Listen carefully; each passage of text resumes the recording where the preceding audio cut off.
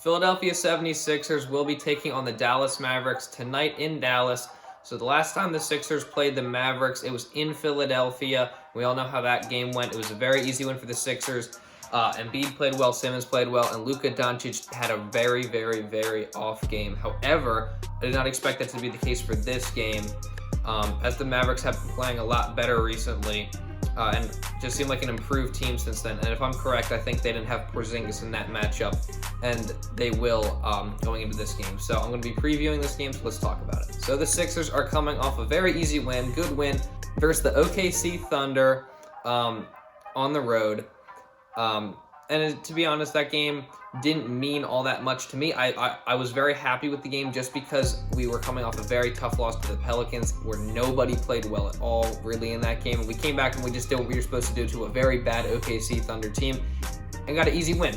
Obviously coming off the performances of Joel Embiid, we did not have Tobias Harris or Danny Green in this game, but the main person I want to talk about stemming from that game and then looking forward into this game would be Ben Simmons. Ben Simmons in the first quarter of that game was very, very aggressive. Like in my last video, I said, Ben Simmons, just be aggressive. That's all I want you to do, be aggressive. I also said, Ben Simmons, I don't care if you take jump shots. Well, he decided to, go ahead and shoot 3 jump shots, make 2 of them in this last game. So this is the thing with Simmons.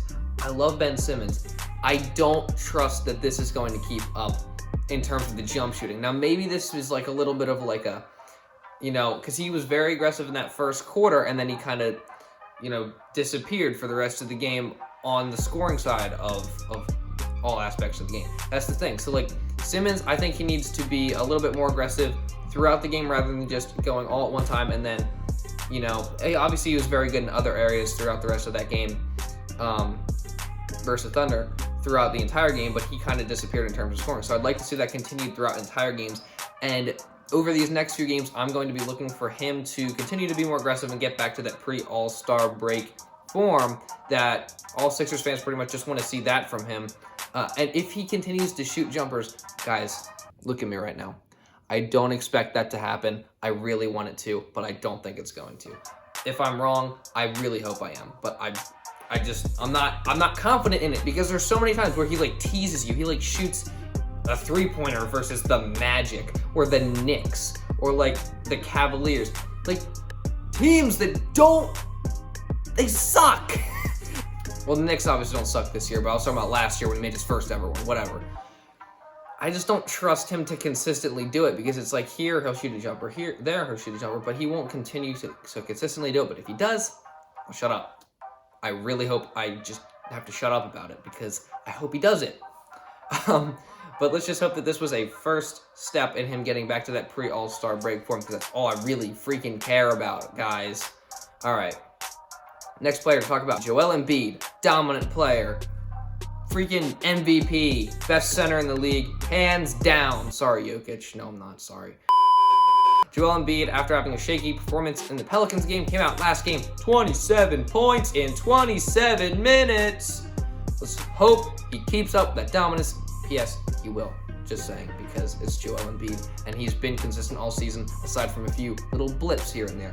That Pelicans game was a blip. That was an anomaly. The consistency has been, give me 29, give me 30, give me 35, give me 40, because he's that good this year. So let's hope against the Mavericks he comes out, same mentality, and just continues to dominate a matchup where Porzingis, I guess, would be the one guarding him, or Kleba, whoever it is, they can't stick with him. He's clearly going to overpower them physically. Porzingis doesn't like to be in the post. He likes to sit out there as a 7'3" big man and chuck up threes.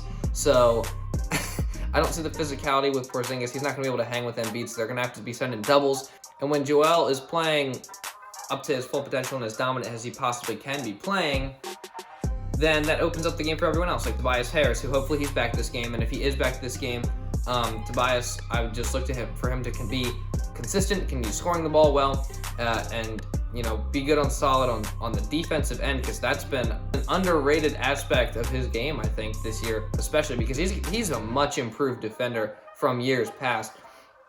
So I want to give him his credit there, but hopefully he comes back and continues to play well, consistently scoring the ball from all 3 levels, getting to his spots and doing what he's been doing all season. We already know about that. But Joel Embiid just being dominant allows, open looks for a lot of the other players, like shooters like Seth Curry and Danny Green. They get open looks because people have to double, rotate, kick the ball, swing it to the corner. Danny Green 3, nice catch, because that's just a lot of what we've been seeing this year on offense. So let's hope they can continue that, because Joel Embiid, when he plays like that, it makes everyone better. Now let's talk about the Dallas Mavericks side. Look, they got Luka Doncic. Luka Doncic is one of the best, if not the best, player under 25 this year, if you saw that stupid ESPN list. But Luka Doncic is still a great player. I agree that he is probably number 1 on that list. He can do everything from an offensive perspective. He's a very great player. Last game versus Sixers, Ben Simmons put him in prison. He couldn't do anything. He was locked up. I think he turned the ball over 5 times. When Ben Simmons was guarding him, he shot like 1 for 7 or something. It was really bad. So look for Ben Simmons to continue that defensive pressure, playing really good defense on Luka Doncic, because we're going to need to do that if we're going to win this game, because Mavericks, obviously, he's their best player. They've been playing a lot better recently, and if you can slow him down and makes other people beat you, you have a lot better chance of winning this game. And then Porzingis, again, Porzingis is coming back in this game. I don't think he played, you can correct me if I'm wrong, in the last matchup versus Sixers. We'll look for Embiid to lock him up, because, Embiid's the best defensive, one of the best defensive players in the league, top 5 in my opinion, top 3 defensive player of the year in my opinion.